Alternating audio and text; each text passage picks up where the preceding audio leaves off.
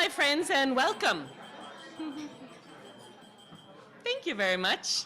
It's very nice to see all of you here today. Hello and welcome. My name is Cynthia Holmes. I'm the Dean of the Ted Rogers School of Management, and it's my pleasure to welcome you all here today. Thank you so much for coming. To get started, I'd like to acknowledge the land that we're gathering on today. Toronto is in the Dish with One Spoon territory. The Dish with One Spoon is a treaty between the Anishinaabe, Mississaugas, and Haudenosaunee that bound them to share the territory and protect the land. Subsequent Indigenous nations and peoples, Europeans, and all newcomers have been invited into this treaty in the spirit of peace, friendship, and respect. And so I hope that's the tone we also gather here today to celebrate the launch of the survey that we'll be talking about today. So, as the Dean of the Ted Rogers School of Management, I'm extremely proud of the important work that's being done by the National Institute of Aging. The NIA leads the way in addressing some of the most pressing problems that are facing our aging population. And today, we celebrate the third edition of our Aging in Canada survey. This I consider to be an absolutely vital initiative that sheds light on the lived experiences of Canadians aged 50 and over. So it's a special day. It's a special day today for us at the Ted Rogers School of Management, for all of us at the NIA, and also for the 15 million older Canadians who live here in this country. So in this survey, almost 6,000 people submitted some responses about what does it mean to age well. And so there's 10 different indicators, and today we're all going to be able to learn and enjoy and hear the results of what we got. What are the experiences of older Canadians, and what are their prospects for continuing to live well as they continue to age? So we're going to be delighted to hear that. At the Ted Rogers School of Management, we combine academic thought leadership with proven industry best practices to disrupt outdated business models. We're the largest business school in Canada with over 13,000 students. We're closely connected to industry. My goal is to make sure that my students have access to great inclusive career opportunities and to make sure that we contribute to the world's body of knowledge through this and through 16 other research institutes that we have and over 160 researchers who work at the Ted Rogers School of Management addressing issues of concern to all of us.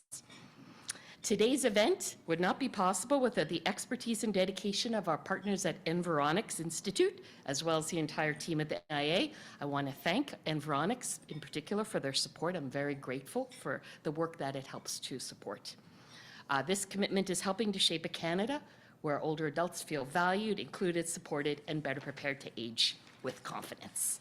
So I hope today will provide you with some great insights for your own research, perhaps, for the policies that you help to craft, or the work that you do to support older Americans. So once again, thank you so much for being here and for your interest in this critical work.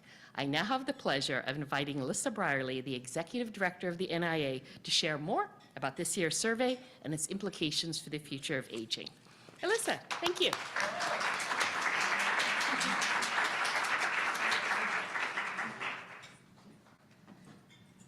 Good afternoon, everyone. It is my pleasure to welcome you all today to the launch of our 2024 NIA Aging in Canada survey.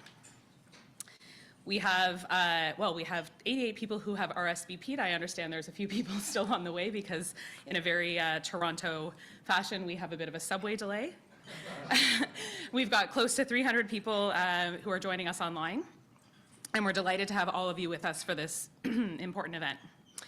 We encourage you to join the conversation through today's launch by sharing your thoughts and asking questions. This year, the NIA launched a bold new strategic plan, and we clarified our vision. A Canada where older adults feel valued, included, supported, and better prepared to age with confidence. And we're committed to working collaboratively with sector partners like you all to improve the lives of older adults and the systems that support them. This vision drives everything that we do, from conducting groundbreaking research to convening stakeholders, sharing critical information, shifting societal attitudes, and advancing policies and practices that respond to the unique needs and challenges facing older adults. Our Aging in Canada survey exemplifies this commitment. Now in its third year, this survey is Canada's largest public-oriented research initiative exploring the perspectives and experiences of Canadians aged 50 and older. It offers a vital lens into the realities of aging in this country, shedding light on the opportunities, challenges, and inequities that affect health, financial security, and social well-being of older adults. By compiling the perspectives of nearly 6,000 Canadians, the survey underscores the complex and interconnected challenges facing Canada's aging population. But these findings are not just numbers. They're a call to action. At the NIA, we believe that by working together, guided by evidence-based research, and driven by our shared values, we can shape systems that empower Canadians to live their later years with dignity and independence and confidence. Our work is not only about identifying challenges, but also about creating solutions. Through initiatives like the survey, we aim to provide decision makers with insights that they need to design and implement programs and policies that will make a tangible difference in people's lives. Before we dive into this year's survey results, I'd like to also say a few thank yous. Again, to our research partners at the Environics Institute for Survey Research. Together for the past 3 years, we've worked to deliver insights that we hope will empower policymakers, organizations, and communities to address the challenges and opportunities for Canada's aging population. I also want to thank our expert panelists, who we will hear from later in the program and who I'll introduce to you at that time, and whose expertise will enrich today's discussions. Your support is integral to our mission and the impact of our work. And I'd also like to offer our sincere thanks to the Waltons Trust. We absolutely could not do this work without your support, and your support of this project is a powerful endorsement of our work and will enable us to amplify the voices of older Canadians, ensuring that their experiences and priorities remain central to everything that we do. So in closing, I'd just like to reiterate our commitment to advancing a Canada where older adults feel valued, included, supported, and better prepared to age with confidence, and address these challenges and build a more equitable and supportive society for people of all ages.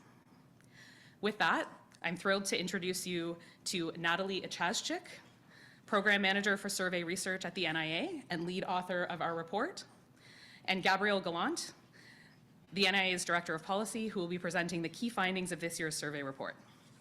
Thank you again for being here today, and I really look forward to the conversation ahead.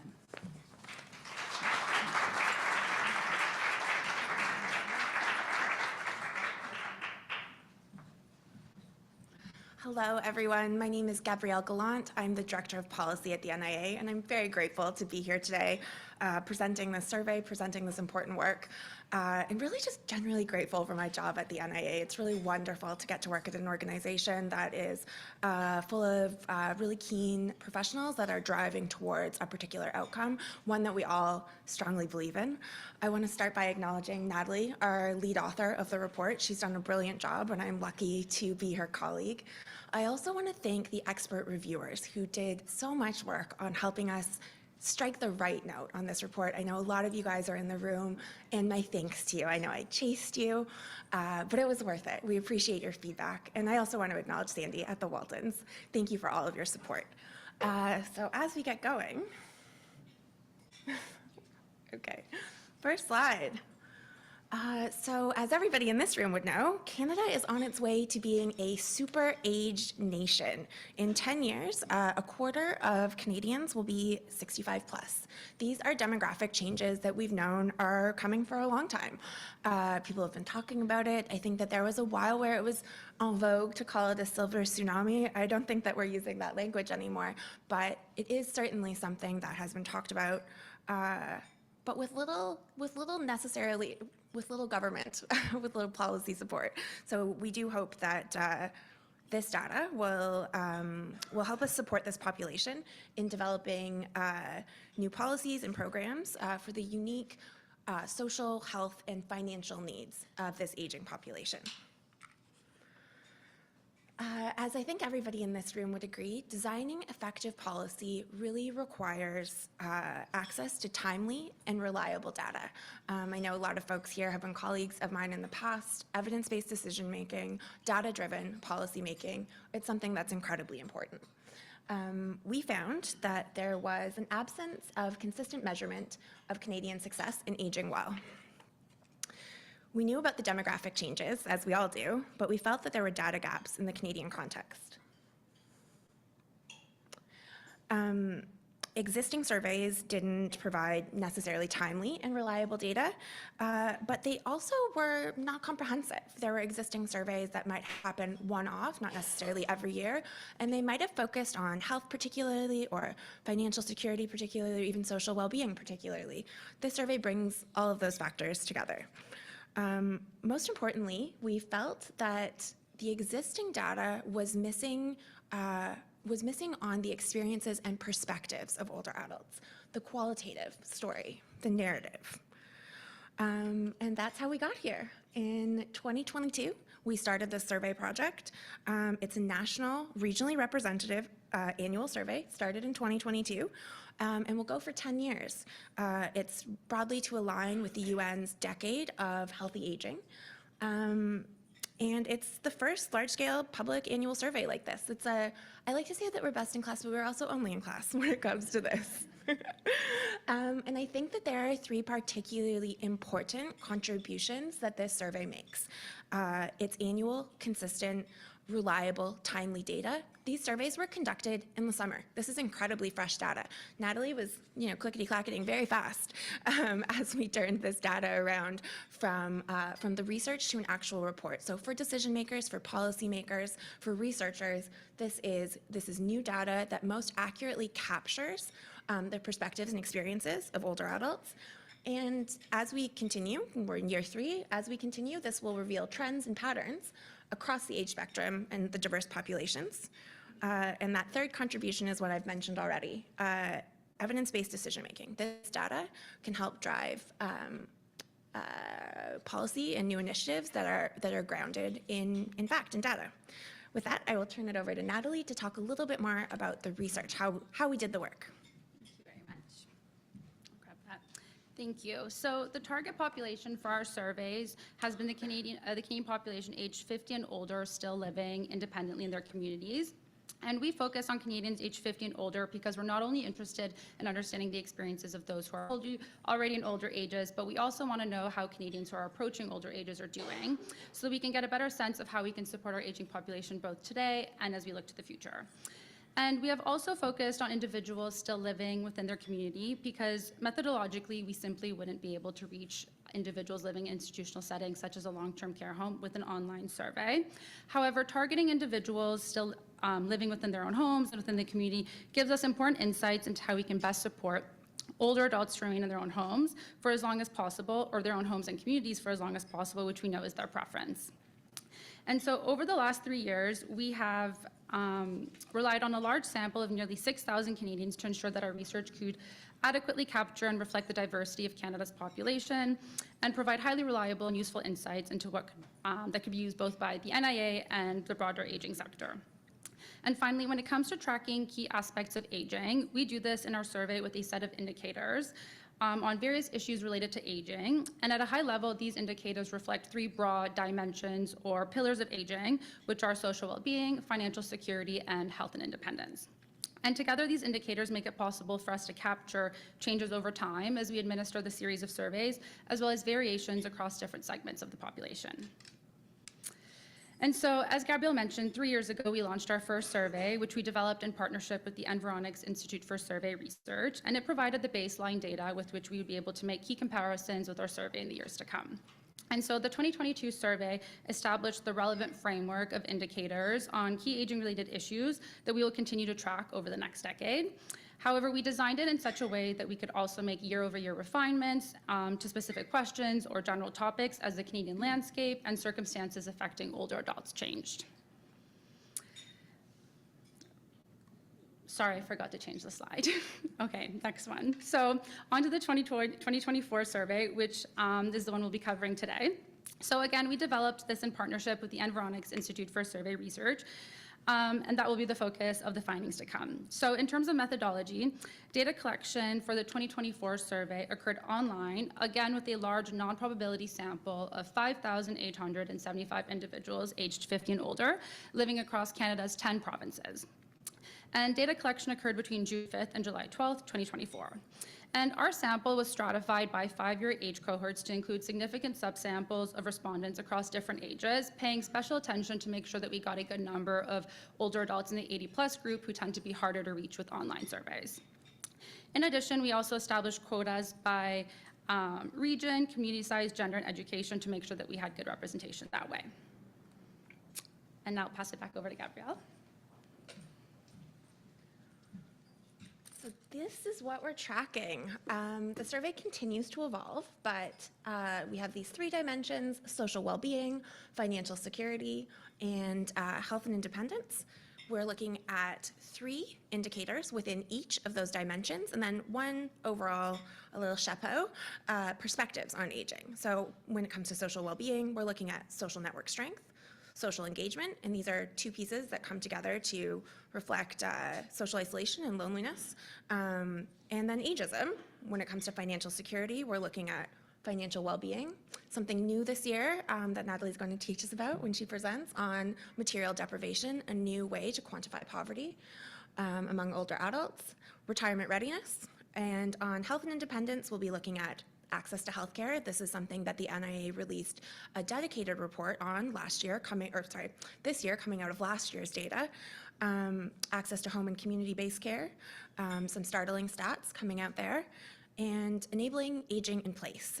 And again, we'll finish the hat for all of this, the chapeau, perspectives on aging. Natalie?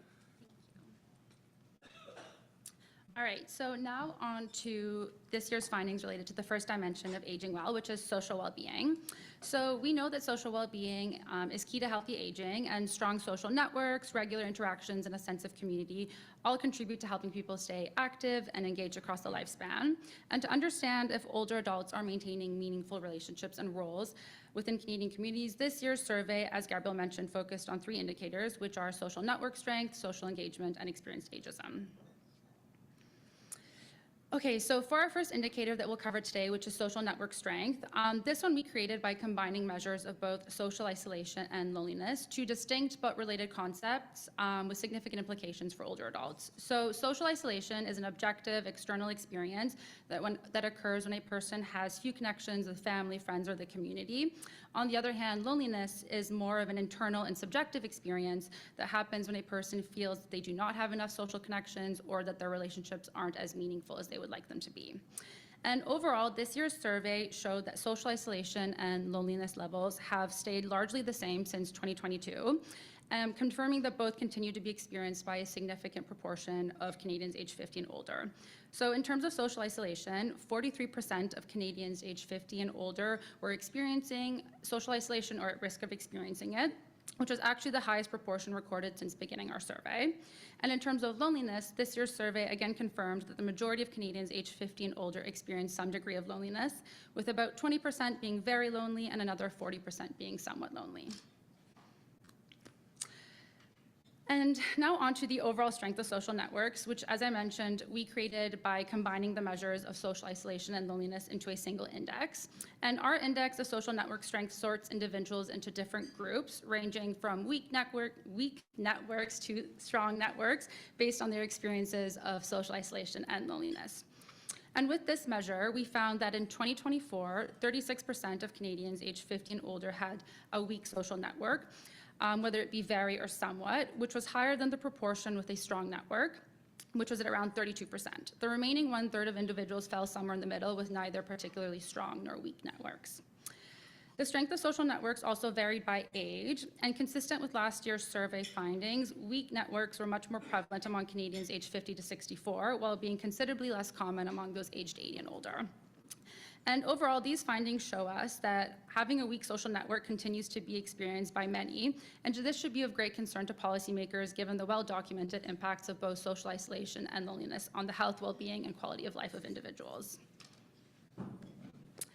Okay, the next indicator is social engagement. And this is an indicator that with this indicator, we looked at how often Canadians aged 50 and older participated in social, recreational, or group activities in the 12 months before the survey, and whether they did so as often as they wanted to. And our findings revealed that many Canadians aged 50 and older regularly engage in these types of activities, with about 40% saying that they did so at least daily or weekly. However, about 1 in 4 said that they almost never got to engage socially over the past year. And in addition to looking at the frequency of participation, we also considered whether Canadians felt that they got to engage socially as often as they would have liked in 2024. And here we found that only about half of those aged 50 and older said they got to participate in social activities as often as they would have liked in the 12 months before the survey.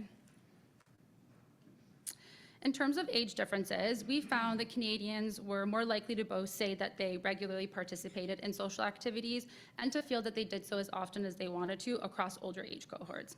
In fact, the oldest Canadians aged 80 and older were the most likely to participate and to say that they did so as often as they wanted to.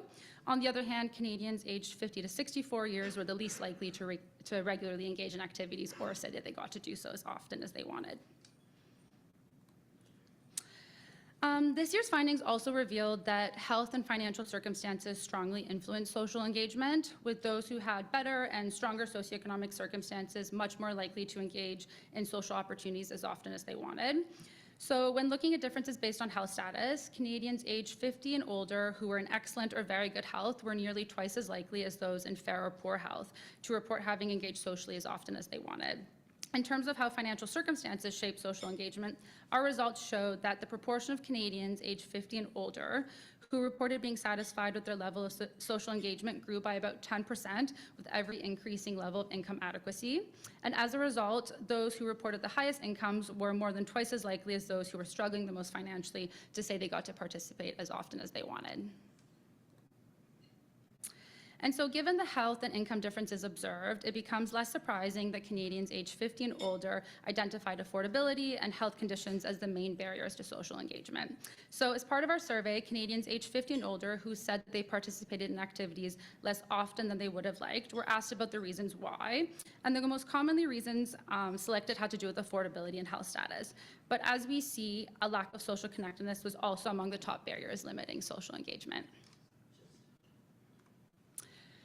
Okay, so now moving on to the second dimension covered in our survey, which focuses on financial security. And so we know that financial security is key to ensuring older Canadians can live out their later years comfortably. Although older adults can rely on a range of sources from Canada's retirement income system, such as government benefits or the Canada Pension Plan, most Canadians will need additional income beyond the basic level of support that the public system provides to maintain their standard of living, support themselves in retirement, and cover the costs of care that they are likely to need later in life. In the past, workplace pensions helped to bridge this gap, but today the financial responsibility for retirement has shifted heavily onto individuals, given that workplace pensions have become increasingly less common.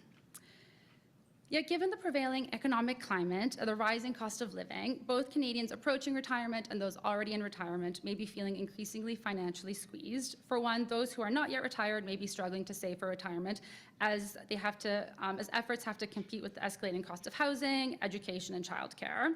Meanwhile, retirees may be finding that their personal savings have not kept pace with the rising cost of living, making it difficult to meet their ongoing needs.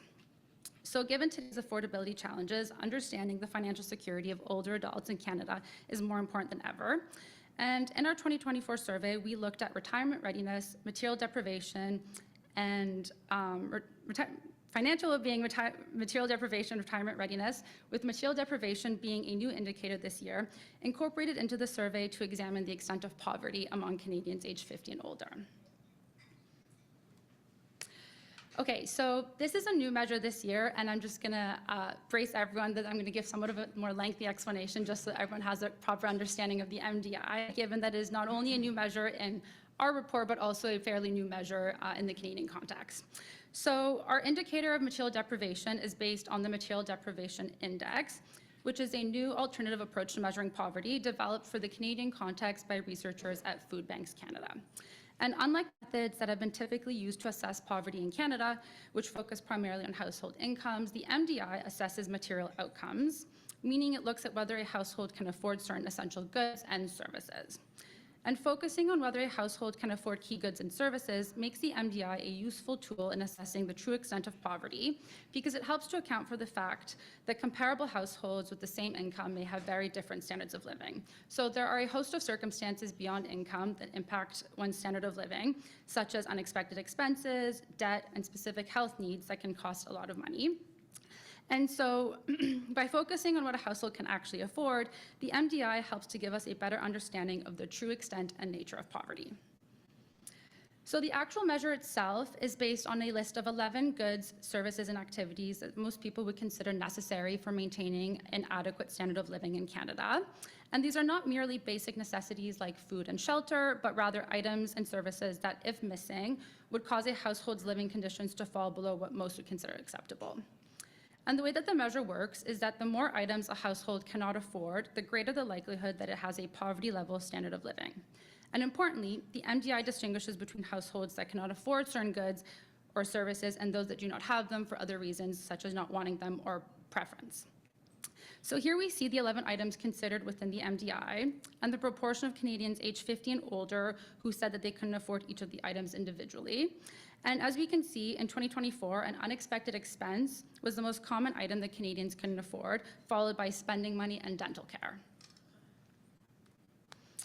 Now, in terms of how the MDI assesses poverty, the researchers who developed the measure for the Canadian context determined that a threshold of 2 items or more is indicative of a poverty-level standard of living, meaning that if a household cannot afford 2 or more of the items, they are likely to be living in poverty. And based on the 2-item threshold, our survey revealed that 22% of Canadians aged 50 and older likely had a poverty-level standard of living. There were also considerable differences in poverty across age cohorts based on the MDI, and our survey revealed that Canadians aged 50 to 64 were far more likely than their older counterparts to be living in poverty, with around 29% unable to afford 2 or more of the items. On the other hand, levels of material deprivation dropped considerably across older age cohorts, with a much lower proportion to be living in poverty. And here we see that when looking at 5-year age cohorts, it becomes even more clear how poverty is highest in younger, older Canadians, especially those who are within the 50 to 59-year age range, but then steadily declines across successive 5-year age groups. But even though our survey showed that older adults are less likely to be living in poverty than those in their 50s, another finding that emerged this year is that even among the population aged 65 and older, poverty is likely much higher than official estimates suggest. So when looking at the older adult population, 65 and older specifically, we found that about 14% were living in poverty based on the 2-item MDI. But Canada's official measure of poverty is based on the market basket measure, and it shows that only 6% of the population 65 and older was living in poverty in 2022. So the MBM is an income-based measure that defines poverty according to whether a household's income falls below the cost of a basket of essential goods and services. And our findings suggest that the share of older adults living in poverty may be twice as high as what the estimates based on the MBM show. On the other hand, another commonly used income-based measure of poverty is the low income measure, or the LIM, and this is a relative measure of poverty that compares household incomes to the national median, with a household considered to be low income if its income is less than 50% of the median income. And based on the LIM, estimates of poverty among older adults in Canada are even higher than those based on the MDM, suggesting that as much as 17% of the population 65 and older may be living in poverty. In fact, LIM-based estimates of poverty among Canadians 65 and older have been at minimum twice as high as those based on the MBM since 2015. And so relying on the MDI therefore appears to confirm what LIM-based estimates have been showing for some time, which is that financial hardship among older Canadians is likely much more widespread than what Canada's official measure shows.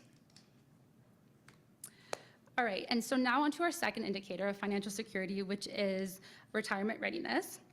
And this captures whether Canadians aged 50 and older who have yet to retire feel financially prepared to retire at their desired time. And it does so with the measure asking those who are still working but who intend to retire whether they are in the position to afford to do so when they want. But before I look at what Canadians said about whether they could retire when they want, first some findings on the amount saved for retirement. And our survey revealed a troubling reality, which is that while retirement is a common goal for Canadians aged 50 and older, many lack retirement savings at all, let alone savings to support a secure retirement. So when asked approximately how much they and their partners had saved for retirement in terms of dollars invested or dollars put away, 1 in 4 Canadians aged 50 and older said that they had saved less than $5,000 or less for retirement. It is therefore not surprising that when looking at whether Canadians aged 50 and older felt that they could afford to retire when they want, this year's results again confirmed that most are not in the position to do so. So we found that only about 1/3 of those who were still working and who intended to retire said that they could afford to do so when they want, while 2/3 were not in the position to do so, saying either that they could not financially afford to or that they were unsure. And the 2024 results also showed that this distribution has stayed relatively unchanged since 2022. Retirement readiness also varies across Canada, and like in other years, Quebec was the region with the highest proportion in 2024 who felt that they could afford to retire when they want. On the other hand, retirement readiness was lowest in Atlantic Canada. And the 2024 results also revealed distinct regional shifts, with retirement readiness improving in Western Canada, staying about the same in Ontario, and declining in Atlantic Canada since 2023. When compared to the previous year, however, regional differences across Canada were less pronounced in 2024 than in 2023, and this is because levels of retirement readiness in Alberta, which really stood out in 2023 for having a low proportion who could afford to retire, increased in 2024. So in Alberta, there was a 10% drop in the proportion who felt that they could retire between 2022 and 2023, but this year the share has increased once again to be at the same level as it was in 2022.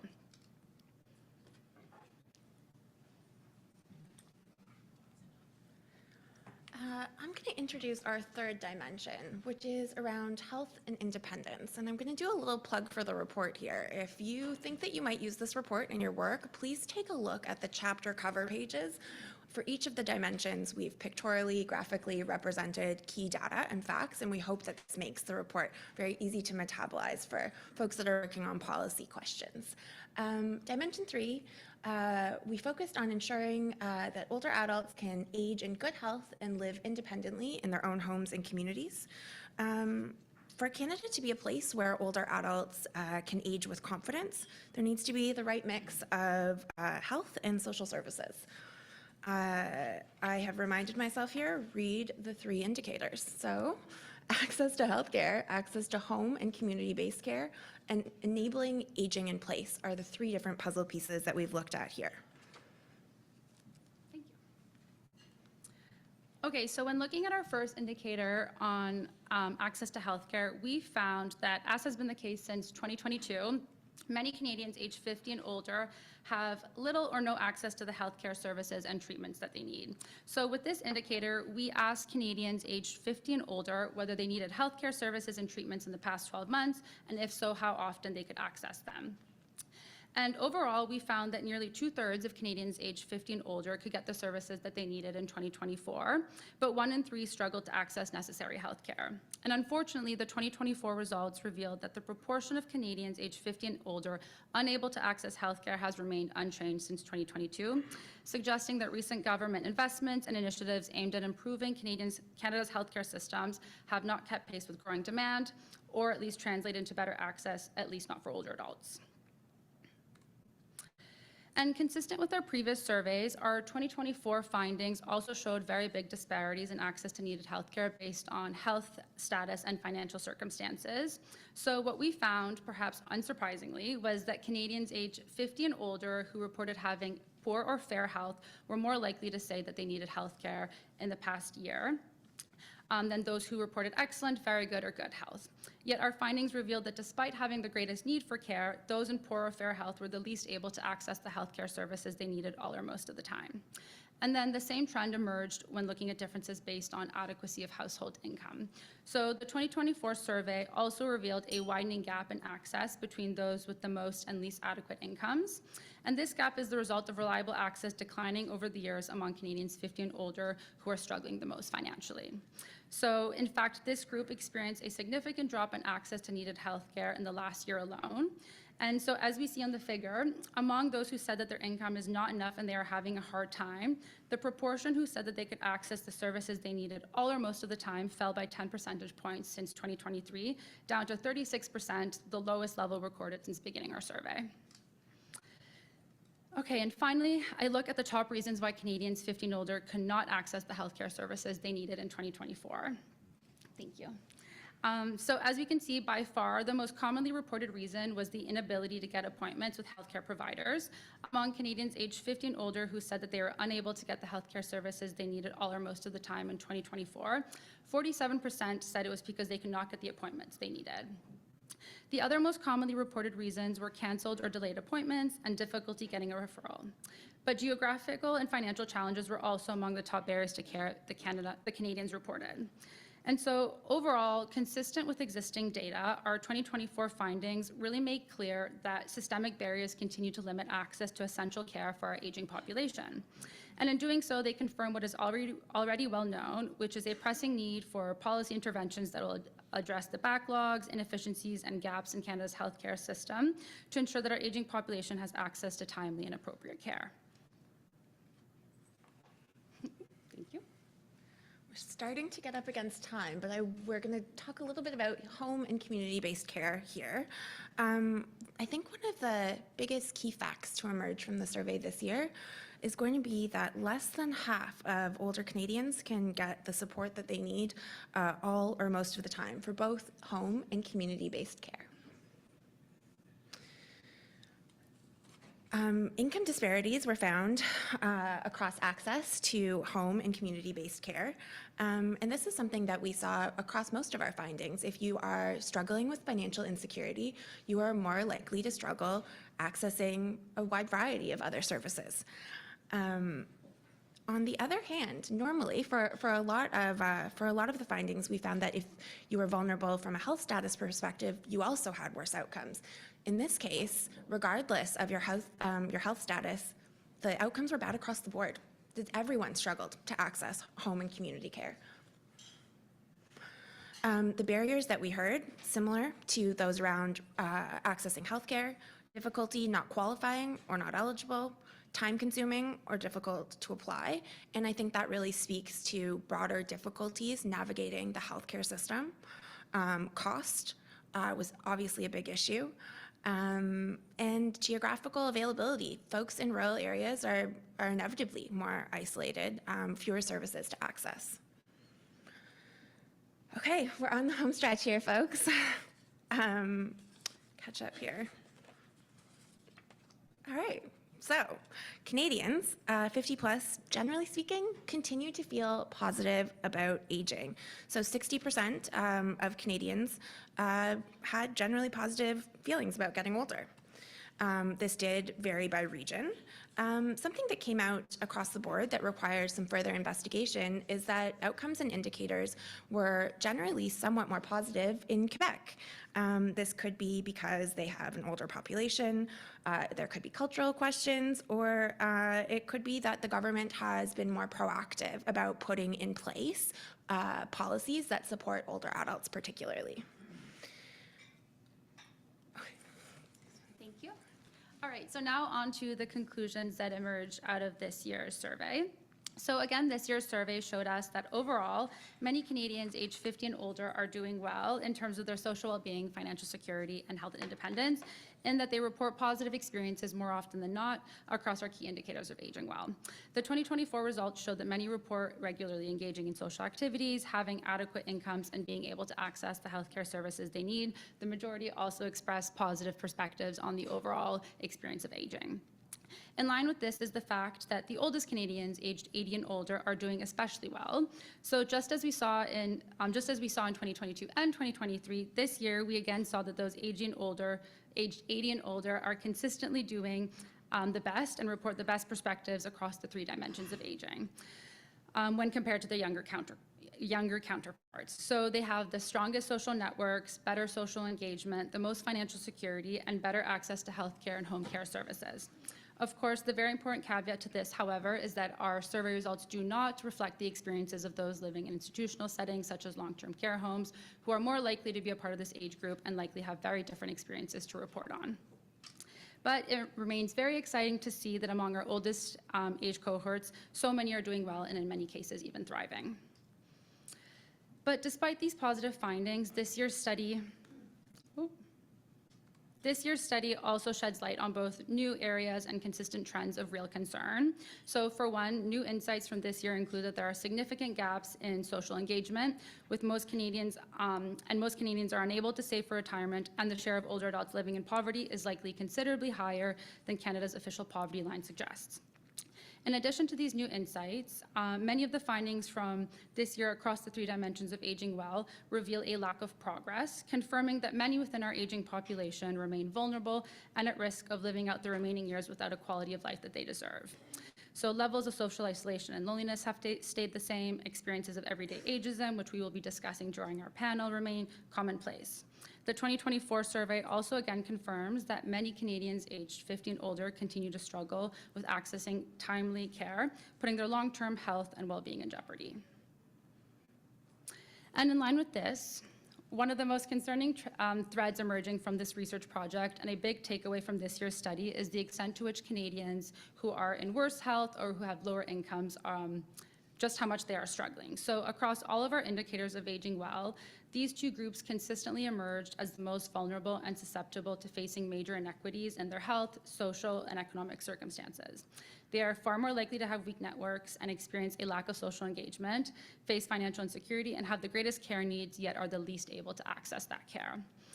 And the disparities that both these groups face have also persisted across the 3 years, and in many cases, they're even widening. So while the fact that economic circumstances and health are key determinants of aging well may not be a new revelation or necessarily that surprising, what our survey does do is confirm just how critical these factors are in shaping the experiences of our older population.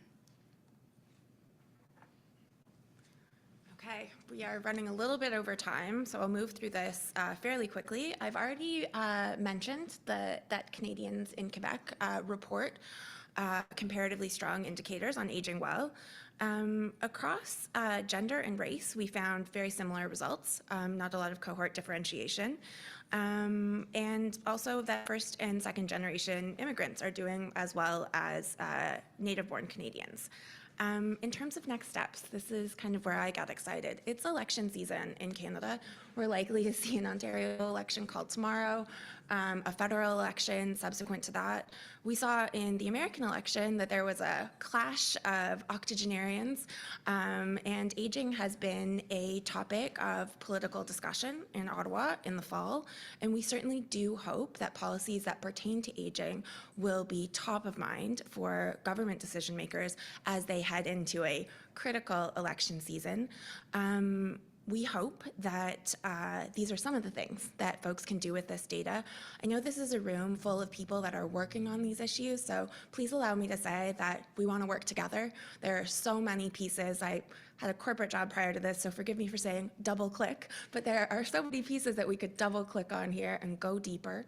But we hope that a few of the policy decisions or policy movements that come out of this are efforts to combat social isolation, efforts to address financial insecurity that are particularly targeted to vulnerable groups, and improving access to care. That challenge navigating healthcare systems is particularly acute for older adults.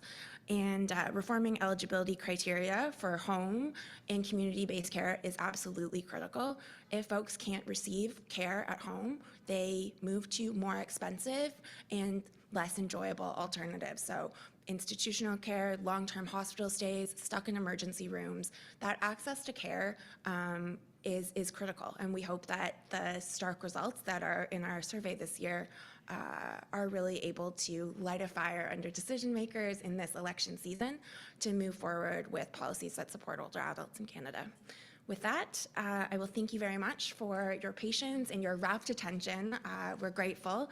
And I will turn it over to Alyssa, my wonderful boss, who will moderate our panel. And thank you in advance to our panelists.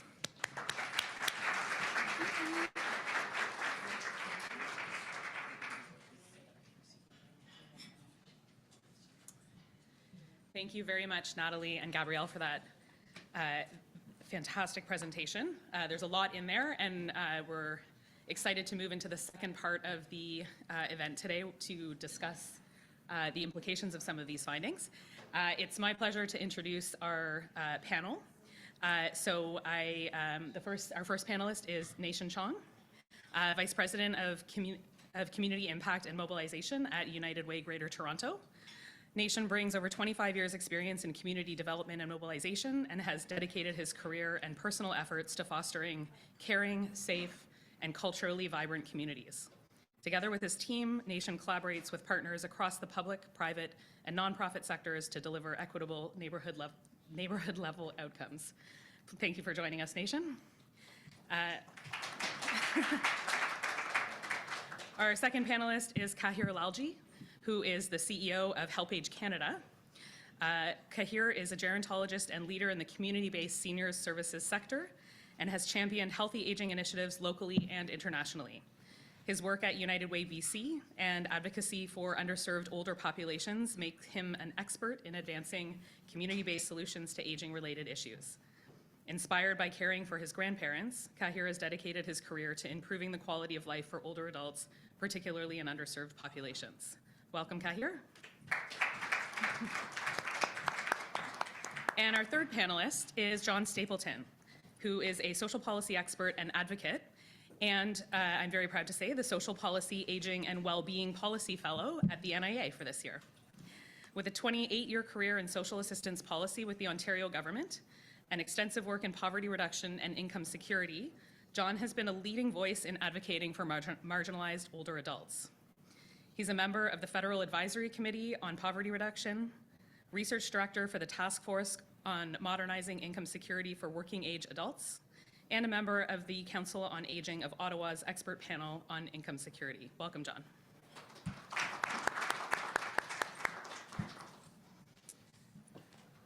Okay, so we've got, I have a number of questions prepared for our panelists.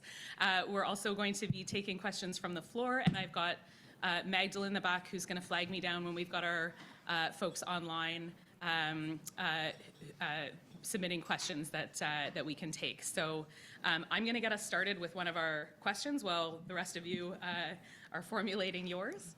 But please don't hesitate to let me know when you're ready to ask a question. Okay. So our first question relates to ageism.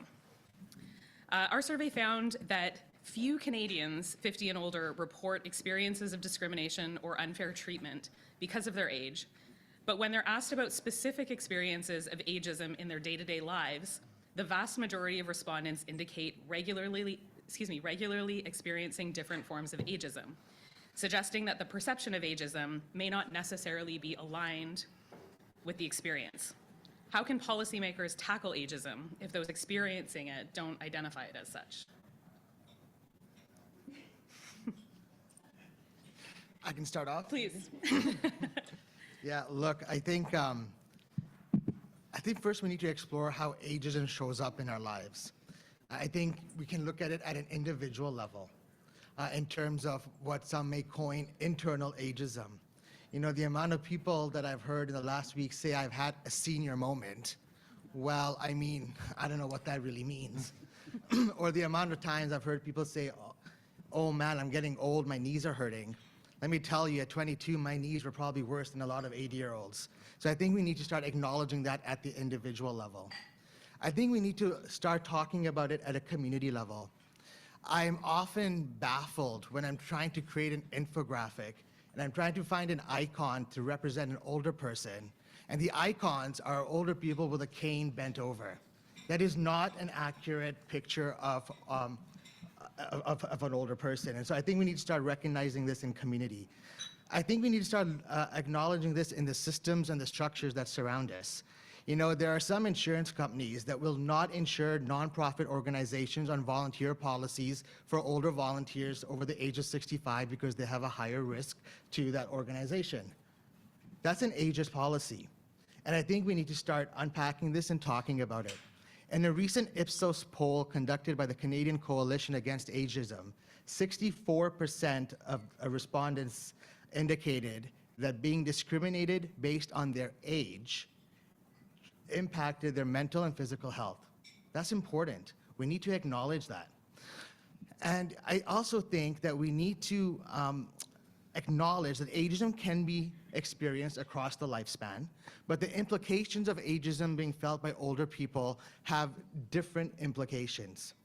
we've seen how ageist programs and structures have violated the rights of older people.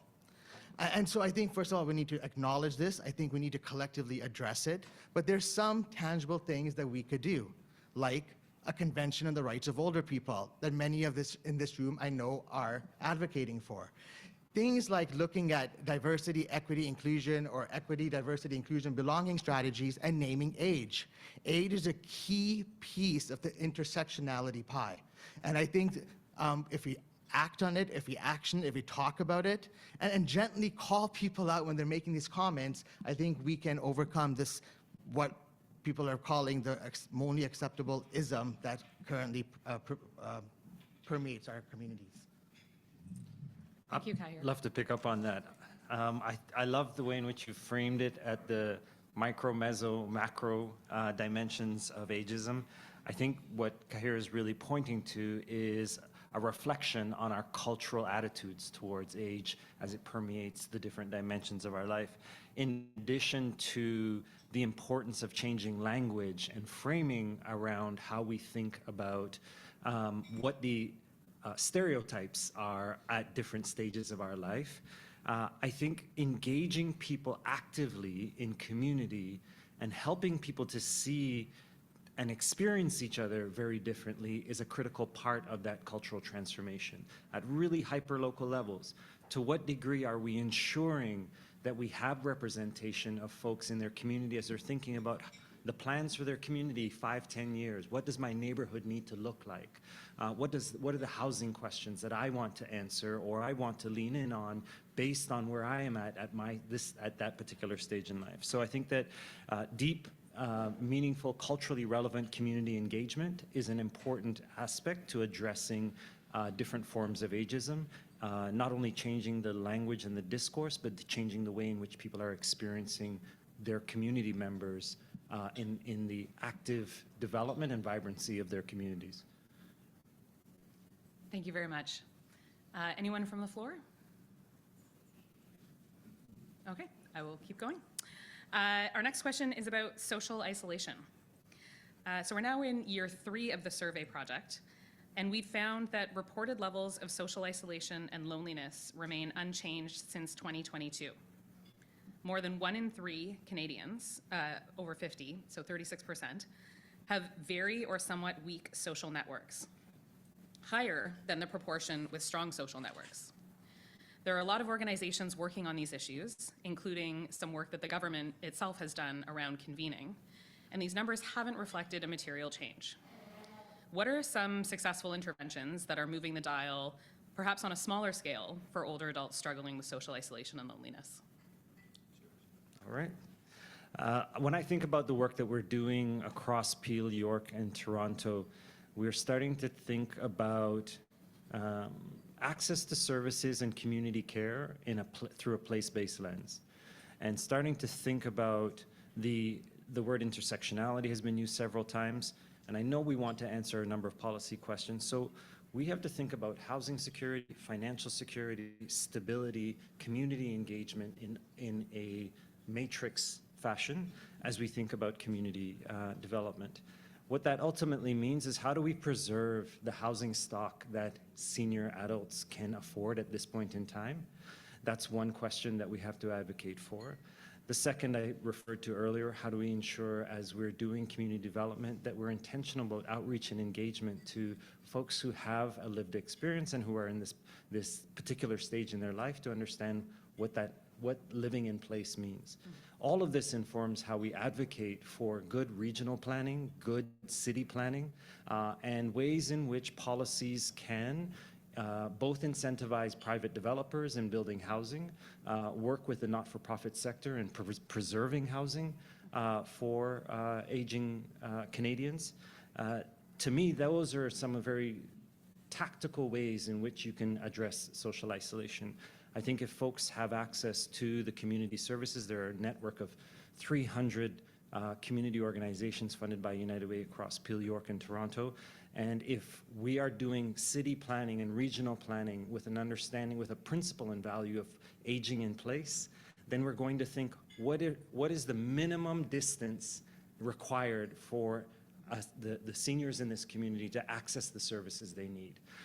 What are the policies that support accessible transportation and make transportation affordable, particularly for low-income seniors? Are just a couple of examples of things that have been tested and need to be further institutionalized to ensure that we are addressing seniors' isolation.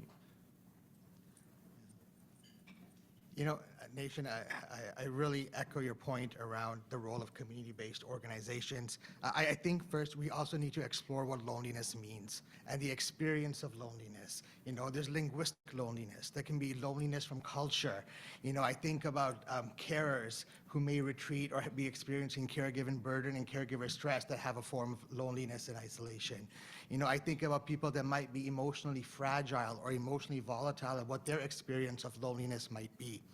But to Nation's point, we have a network of over 8,000 community-based organizations across the country that provide community-based, localized programs to support older people to be connected and engaged in their communities. You know, I had the honor of visiting one of these programs last summer in the interior of BC, and some of you may have heard of this organization called Men's Sheds. And so they had this whole woodworking kind of thing, and they went and they were doing some woodworking, and those of you that know me know that I would not enter that woodworking space, but I did join them for lunch. And at lunch, I was just inspired by how this group of 80 to 85-year-old men all had cancer. And they were talking to one another, and they were each other's lifelines. And on the way out, you know, I was talking to one of the gentlemen, and I said, you know, I was struck by this conversation. He says to me, you know, Kahir, this is my lifeline. I don't think I'd be here if this group didn't exist. So I think that organic, localized programming, I think is so important at the individual level. Please. And I'd just like to add from an income security point of view that I think all of us know in this room that if we're single and we were to get together with another person romantically, that as a couple, we'd save money because we'd have economies of scale, and we would also be able to pay one mortgage or one rent. That's not true on our programs that lead into the senior years, one being Ontario Works, another one being the Ontario Disability Support Plan. But this is true all across Canada, that we're incentivized to remain single. Mm-hmm. Do you hear a lot about couples in encampments? Yes. Couples who are homeless and in shelters? Mm-hmm. They are there, but they have to hide that because if they don't hide it, then they will get less money from the system. Everyone in this room, I can tell you, would be better off financially if they got together with another person, okay? But in our social programs, they isolate. One example, the Guaranteed Income Supplement has work incentives that are applied singly. One person gets $5,000 and the other member of the couple gets. They marry them in terms of their incomes come together, but in terms of their incentive, they're only applied singly. So if one member of that senior couple could work and the other one cannot, can they get a combined $10,000 work incentive? No, they can only get the $5,000 that applies to them. So we incentivize singleness and we disincentivize people getting together, and it really has something to do with the loneliness dimension here. Thanks, John. You've set us up nicely for the next question around poverty measures. So as you would have heard in our presentation of findings this afternoon, this year's report looked at poverty in a new way with pretty grim results. The Material Deprivation Index is a subjective measure that assesses poverty based on a household's ability to afford 11 essential goods, services, and activities. Unlike the market-based measure, which defines poverty based on the cost of a basket of goods, or the low-income measure, which compares household incomes to the national median, the MDI focuses on what households can actually afford. What's next for improving poverty measurement for older adults? And what do you think about a poverty metric specific to older adults? Thanks. I'm going to misbehave a little and say that we have to stop fighting amongst the poverty measures. All of the poverty measures that we are seeing here, and you saw that wonderful slide, 6%, 17%, 14%, and you start to think to yourself, which one's right? They're all right. The 6% of the MBM is a measure that measures a market basket. And when you measure that market basket, and you have 50 poverty lines across Canada, then that is a market basket measure, and it works for what it does. And it's very appropriate and good that we have a market basket measure where we have we know what the amount we need for nutritious food in every community. We know footwear, we know clothing. Shelter's a bit off, but many other items in there it's a real strength. So we're measuring a basket. The 17%, the limb, I wouldn't even call it a poverty measure, and that's why I'm saying it's an inequality measure. It is not a measure of poverty, truly. It is half people who are below half the median, okay? So what the federal government did at one point, and I guess this is where the gaming of the system might have got done, is that they raised the guaranteed income supplement so that thousands, hundreds of thousands of people were just above the poverty line, and that's why you get the 6% in one. But when you get 17% in the other, that starts to tell you that there are a lot of people who are still struggling, but they are just above the poverty line. So if the poverty line for a single senior is $25,000 and somewhere across Canada, and somebody's getting $25,500, okay, maybe they're not in official poverty, but they are still unequal. And what we see now, you ask the question, how is it possible that we can have price indexation, CPI, for old age security, CPP, GIS, all of the tax credits, and yet we see poverty increasing? Why? Because the seniors, when you use the low income measure, you are measuring inequality. Your seniors versus everybody else are doing less well because overall income inflation is higher than price inflation.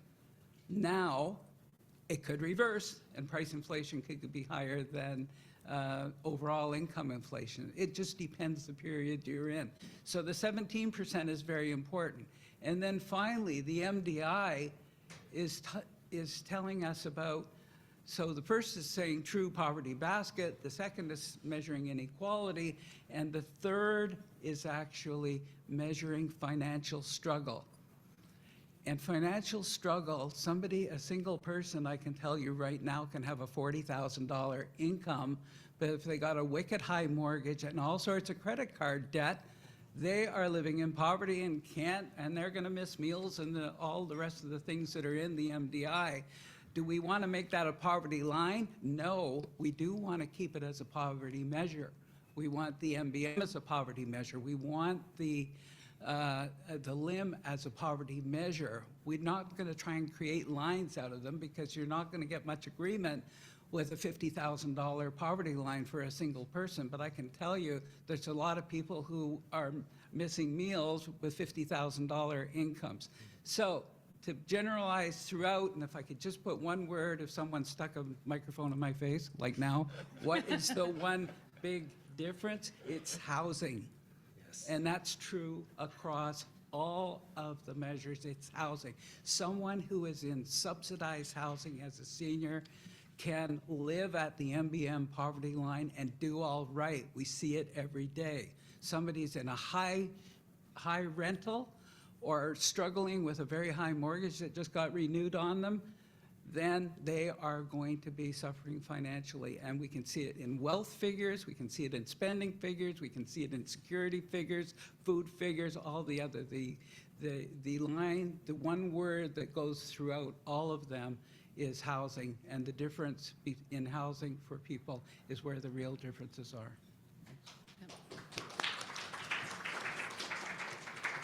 Just a little point to John's wisdom. Housing, absolutely. I would say safe, affordable housing is to be really clear and specific of what that means. But then housing that is planned and thought through with all the additional health and community services in access to those individuals creates a robust environment for aging well, aging in place. Absolutely. Thank you very much. I think we've got a question from the back. I probably don't even need a microphone. I'm Roberta, retired educator and back end of the baby boom, and loving all of this stuff. I had a question for the previous section, but now I've got one for this one as well. So I'll ask both of them if you'll indulge me. You talked about community engagement. That was the phrase I heard. And I'm wondering, what is the connection between the loss of the cultural prescribed be part of your church, your Rotary Club, your baseball team, whatever it was, versus our new sort of on-demand entertainment culture? And in terms of what's available, how do some of the targeted programs connect with sort of a multi-generational approach, which former institutions had a place in society? You got to see that. So that's one thought I'll put there. But before you even think about it, I'll give you my other thought, which goes back to one of the charts that I saw earlier about the higher poverty in the lower age cohorts. And thoughts that roamed through my mind was either did those lower age groups die off all of a sudden and weren't part of the older, as in poverty had them shorter lifespan and therefore there were fewer of them to answer the question later? Or could they simply not access or participate in the survey? Okay, there ended the questions. Thank you. Go ahead. On the latter question, if you look at the incomes that people, especially lower income people, have in pre-retirement, I can tell you that, say, taking Ontario as an example, the Ontario Works maximum for a single person is $733 a month, which is less than $10,000 a year. I do seminars in Toronto Public Library, and when 64-year-olds who are on Ontario Works hear that their income is going to go from $10,000 a year to $22,000 a year, they want to take me out to dinner. And it's the same thing is true with ODSP, which comes in at about $14,000 or $15,000 a year. And again, when somebody becomes a senior, they're going to be up around $23,000, $24,000. So in terms of the differences in income, they are quite profound. And I'll do my best to address the first question. So if I understand it correctly, you're asking about the shift in cultural values, where faith groups, local community organizations were ways to get engaged, and how is the Netflix generation or Netflix attitude coming into contrast with that? I'll share a bit of, from a personal standpoint, I have a mom who's 76, and she relies so much on her faith group to be engaged. Otherwise, my mom's narrative is, I'm a homebody, son. I'm like, Mom, you gotta get out. You have to go and meet people. We can do piano lessons. We can do whatever you want. But her internal narrative is, I'm a homebody. And her sense of community is her faith community, and that's where she becomes socially engaged and gets out of the house. Otherwise, I think, and this is not exclusive to seniors, I think there is an addiction to social media. There is an addiction to the ability to just on demand have whatever you want to, entertainment you want to access. And I think that is relevant to the mental health issues and also a contributor to isolation, because it's easy to just clock out. There are times when we're having a Thanksgiving dinner or a Christmas dinner. I'm like, Mom, come off the game, come and sit with us. And I don't think it's exclusive to my mom. I'm just using a personal story. So I think ways in which, and this I think ties to that question of ageism, are we, when we look across the Thanksgiving table, when we look across the Christmas table, my hope is that this report shifts the hue and the way in which we're looking at who is sitting across from us, and understanding what the struggles are of an aging population, and maybe challenging the assumptions or stereotypes that are in our mind and making an additional effort to engage. That speaks to Kahir's earlier comments about the individual attitudes. And it plays out at the family table, right? So I think that that's a quick answer as best as I can. I don't have a plethora of data to tell you how much that compares to Canadians across across coast to coast. And then the other piece in terms of engagement, so our work at United Way, and Kahir, you can speak about this in BC, when we think about community engagement, we often look for intergenerational opportunities. And we have a network of community service organizations that value any opportunity to bridge relations between a seniors program and a young persons program. I spent 9 years in downtown East at an organization called Dixon Hall, serving Regent Park and Cabbagetown. Our programming model at every given moment often bridged the young people's after school and weekend programs, as well as summer and March break programs, with the senior programs. There was at least one day you were required to program an intergenerational opportunity. And that's happening across the city. I'd add just yes, and I think when we're looking at developing policies, when we're developing programs, they're only as impactful and effective as it is relevant to our beneficiaries. So making sure we're including those with lived experiences, making sure we're including the voice of older people as part of the programmatic and policy development, I think is really important. And so that we're actually customizing and tailoring programs and policies to make sure that the individual, the person-centered approach is at the core of what we do. Thanks very much. I've got Sandy and then James. Thanks. I've noticed over the past 3 surveys now that the number of social connections that folks over 80 have seem to be increased compared to the younger cohorts. Just wondering about your theories on why the social connections are stronger in the later, older years. I can try. The first thing I might suggest is looking at the respondents. And I think if you start looking at, first of all, acknowledging that older people are a heterogeneous population, right? Come from different cultures, different languages. We have newcomers. We have underserved older people that might identify as LGBTQSI, that might be deaf and hard of hearing, that might be blind. I think we need to recognize that there are different experiences in the aging process. What that results to at the end of life, one might suggest, is a product of cumulative life experience. And I think we need to look at the life experiences of people as they age. I would also suggest that there are different levels of engagement across different age cohorts. And so, we see people working longer.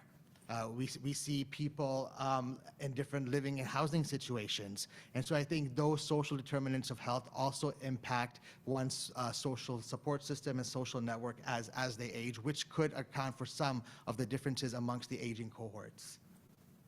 Please. Yeah, I think there's also a double-edged sword, and I'll like Nation, I'll be a bit personal and say one thing I really noticed amongst my parents who aged into their late 90s is that once they got into their 80s, and especially into their 90s, they started to becoming far more trusting. Mm-hmm. And I remember talking to my father and actually asking him the question about trust, and he just said, "Oh yes, you have to trust everyone." Now the double-edged sword, of course, is all the scamming and the phishing and that sort of thing, and that's because you become very trusting in your older years. And the good part of that is that you have trust in people that maybe you wouldn't hang out with otherwise, or you wouldn't be part of their social circles and that sort of thing. So I think, I don't think it answers your question, Sandy, but I do think that trust is part of it, and I think older people do trust more. James? Sorry, just from there.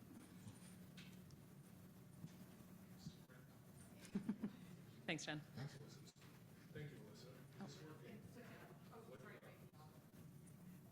There we go. There we go. So that $5,000 number is pretty terrifying. The number of people who have 5,000 or less saved up for retirement. Let's get like horribly practical here for a second. Like this is a lot of people who are about to retire who don't have any money saved up. And CPP is what it is. It exists, but it's far too low and imperfect. Cost of living is very high. So from a policy perspective, what's the solution? Like, what do we do about this large crop of people that's about to retire with virtually no retirement savings?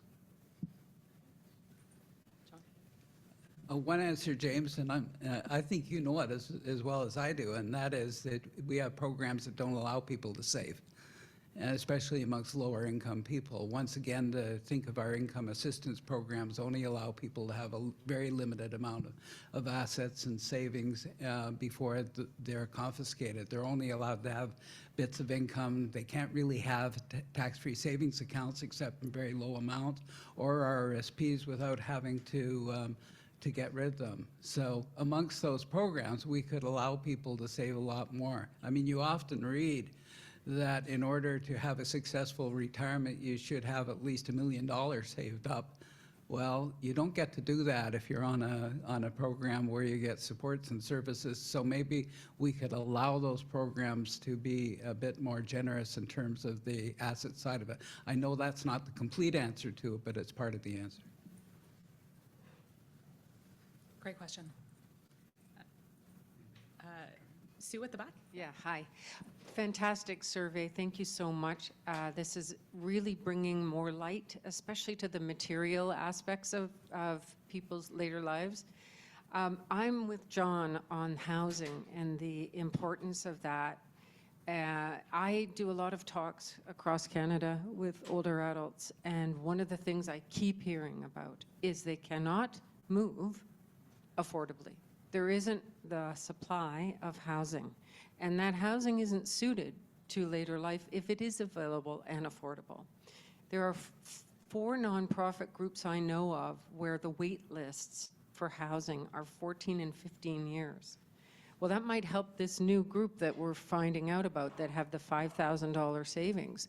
But the current older population that are lower income, we have a housing crisis generally, and then we have a really specific housing crisis for older adults in terms of the type of housing, its affordability, and its location so they can access the hyper-local supports, community resources, and so on. So I'd love to hear what the panel has to say about what we can do on the housing front to improve the availability, the supply. I'll take a jump at it, and then I know others will have lots to weigh in. Our stance right now is really advocating for government and wanting to push more on the ways in which the not-for-profit sector can, be incentivized to secure not-for-profit owned spaces, whether those are public spaces, at least for 100 years, or a city building or a provincial building that's just not being used, to really maximize those public assets and think about community service and how you go vertical and think about housing. And I think doing that through any of the intersectional lens that we talked about, whether that's seniors with disabilities or seniors with or whatever, each floor for a cutting demographic, it doesn't matter. But I think that we have public assets, we have a vibrant not-for-profit sector whose only bottom line is community. They don't speak to shareholders, they're accountable to community. And I think we have yet to unleash the full potential of the not-for-profit sector to access public spaces and to give them the necessary resources to build bricks and mortar that will be in the interest of civil society and not shareholders. Go ahead. My response was very similar to Nation's. I would just add, the housing crisis becomes increasingly acute for older people due to a potentially limited earning potential, limited access to decent work. And the face of street involved and homeless, at least as I walk the streets in downtown Vancouver, are drastically shifting. the number of people over the age of 65 that we find that are street involved has dramatically increased over the last 2 years or so. Yeah, and I was visiting a local nonprofit in Vancouver's inner city, and there was a group of older people there, and I was invited to a gentleman's home for a cup of tea, and he had a 1980 some type of car sitting in his driveway, and he doesn't have a license. So I asked him, why is your car in the driveway? It's because that's his plan of where he's going to live, because he won't be able to afford his home in the next 6 to 12 months. So I think this is a crisis, which is obviously particularly acute for those with limited earning potential. Yeah, just to add to that, doing a bit of work with West Neighborhood House in Toronto in respect of senior homeowners who are in many ways are sort of locked into their homes, can't get out of them, don't know how to get out of them, and we need to have some sort of service where someone can say, I'm single, I'm alone, I'm living in this big home that's charging me high amounts in property tax, heating and electricity bills, but they don't know how to get out of that situation. And all they see all day on TV is how they can take out a reverse mortgage. And that sort of thing is not the answer. There's a chasm between just some local supports that can help people get out, or even putting in students or young people, matching them up in ways that could do that. It's very difficult, it's very fraught, but we need to do it. We can't just have one answer, and that is simply robbing yourself of the equity in your own home.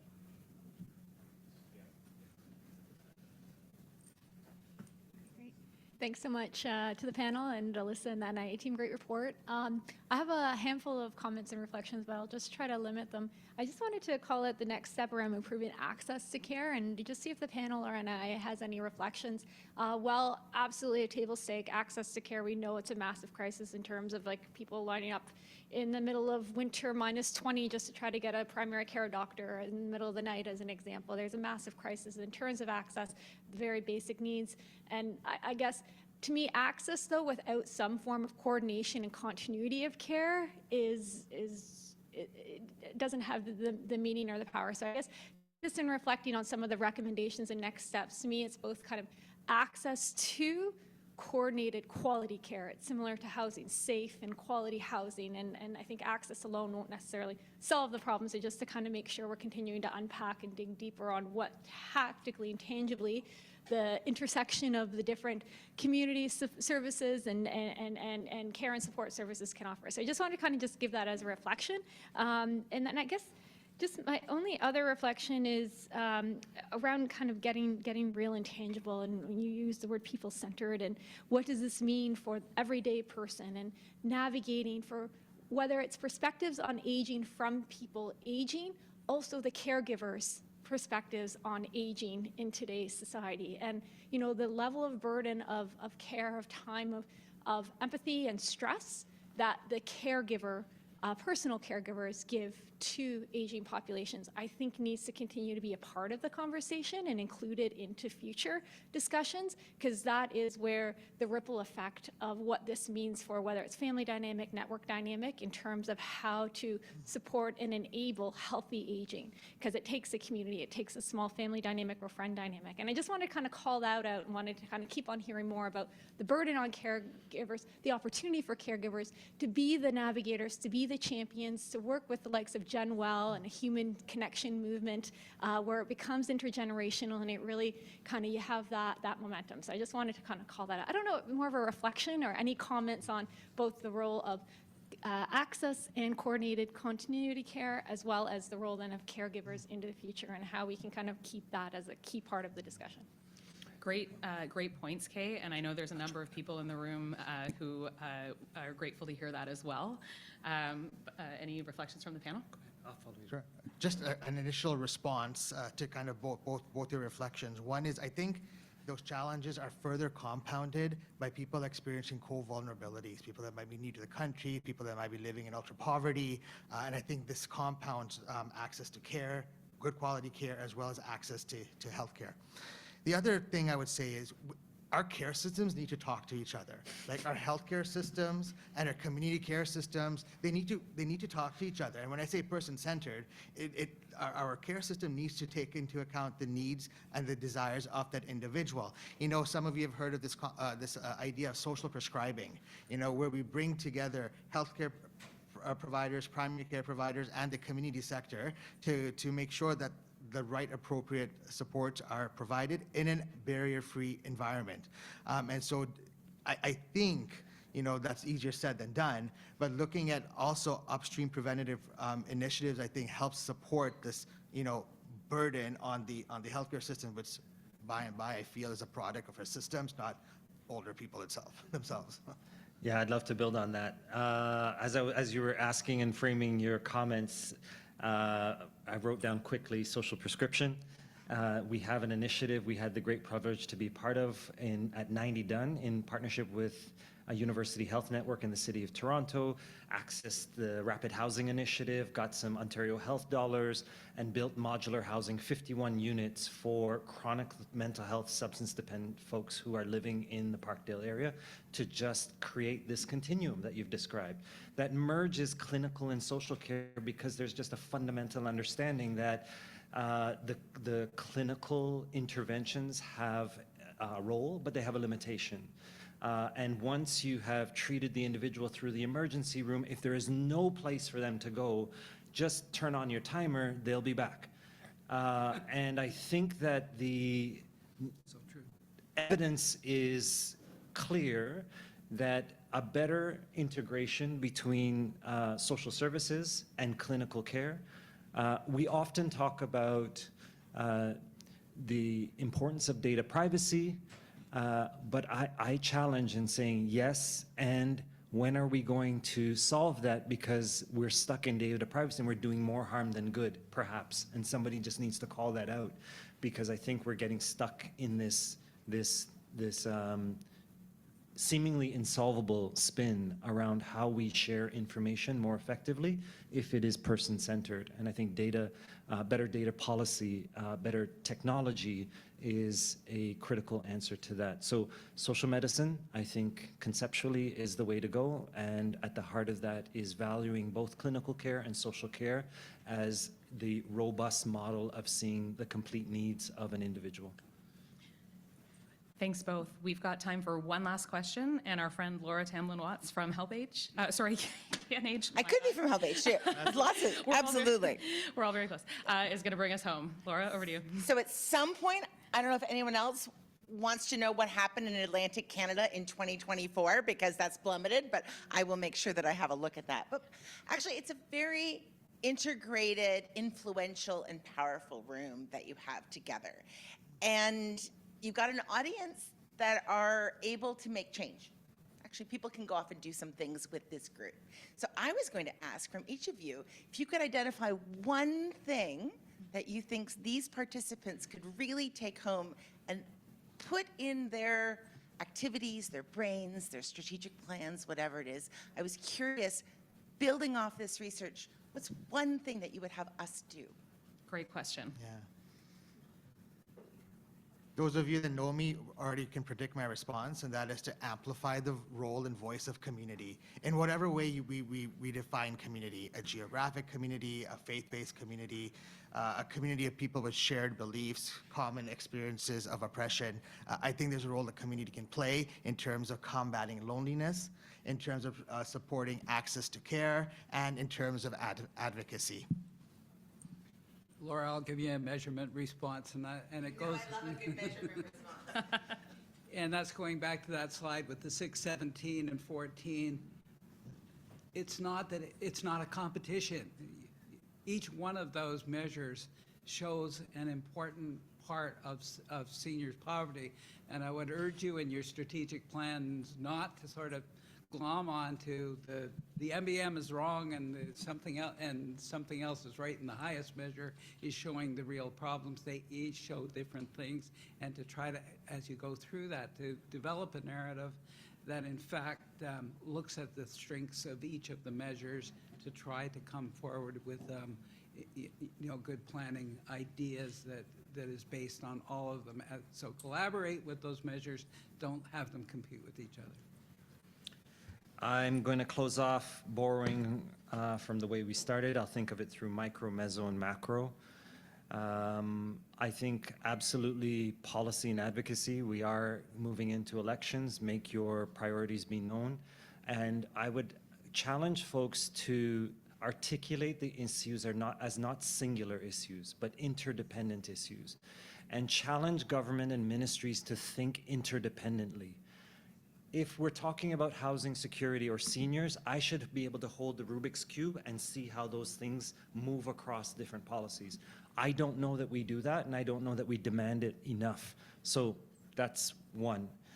At the meso, if you have the resources and you have and I mean resources from relational as well as financial and others, and you can create engagement opportunities in your local community, borrow a schoolyard, create a picnic, do that. And be intentional about ensuring that those folks who normally don't show up or question whether they should show up, that you let them know, please, we want you there. So that is something that folks can do at the meso. Support your local community service organizations. That network is essential to many of the issues that we're talking about. And then micro, have the conversations at your dinner table and ask yourselves, to what degree do I continue to perpetuate the stereotypes that are part of the problem? Thank you very much to our panel, Nation, John, Kahir, for the fabulous discussion. Thank you to Gabrielle and Natalie for the presentation. And once again, thank you all for being here today, both in person and online, for the launch of our 2024 survey. This survey is a cornerstone of our efforts to understand and respond to the evolving needs, challenges, and aspirations of Canadians 50 and older. To all the stakeholders, policymakers, researchers, advocates, and community leaders in attendance, thank you. Your presence today, as Laura very eloquently put in her question, powerful reminder of what we can achieve together in the service of making life better for older adults in Canada. I'd like to give a shout out as well to all of the reviewers who contributed to the paper: Laura Tamblin-Watts, Razem Mirza, Kahir Lalji, Kay Phillips, Bonnie Jean McDonald, Helen Angus, John Stapleton, and Geranda Naughton. As I mentioned earlier, the findings of this year's survey are a call to action, one that underscores the need for our collective efforts to turn a vision of Canada where older adults feel valued, included, supported, and better prepared to age with confidence into a reality. By leveraging data like the data that we showed you today in the survey, we can drive forward evidence-based solutions to combat social isolation, improve financial security, expand access to care, and confront systemic ageism that limits opportunities for so many. But collaboration is the key to making meaningful progress. This is not work that any single organization or sector can do alone. It requires the commitment, expertise, and partnership of all of us. So as we close today, I would encourage all of you to continue connecting with us and with each other, whether through sharing ideas, developing new partnerships, or contributing to the next steps of this work. Your involvement is critical to building the future that we envision for aging and for older adults in Canada. So on behalf of the entire NIA team, thank you again for your insights, your questions, your attention, and your shared commitment to this vital cause. I hope you'll all leave today inspired and united in the goal of improving the lives of older adults in Canada. Thank you.